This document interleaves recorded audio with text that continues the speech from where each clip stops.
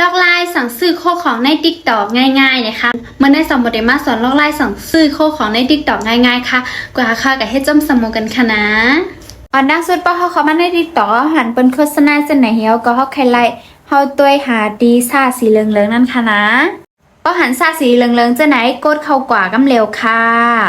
ป้ากดเข้ามามันเด็ดเป็นจะไหนก็กดดีสีของในกำเร็วค่ะก็เลิกอันเฮาใครไล่เนี่ยค่ะเนาะเฮาใครไล่อะไรก็กดใส่ดีอันนั่นค่ะ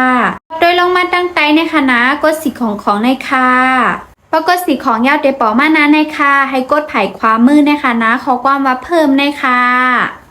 พอกดยาวเดมาปอหน้าในค่ะเดี๋ยวเลยใส่จื้อเวอร์โทยาวก็ใส่ดีอยู่เฮาค่ะ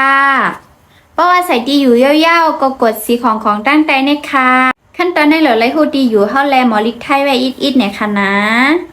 ปกดสีของยาวเดมาปอหน้าในค่ะมาปอหน้าในตั้งเหนือสุดในจัดด้วยตีอยู่เฮาว่าจ่องแมนยาวก็ตั้งไตในจัดด้วยกาขันมันปะยาวก็เลินขึ้นตั้งเหนืออีกนึงเดมาหาตีว่าเก็บเงินปลายตั้งในค่ะติ๊กใส่ดีติ๊กเก็บเงินปลายทางในค่ะนะยาวก็สั่งซื้อเลยค่ะกันได้หนึ่งก้อยก็ยาวใหญ่ยาวในค่ะสั่งซื้อพวกของใน TikTok ค่ะกันดาก้นเดียมมอลิกไทยเสอิตเตก็เดียว่าอยู่กับค่ะนะ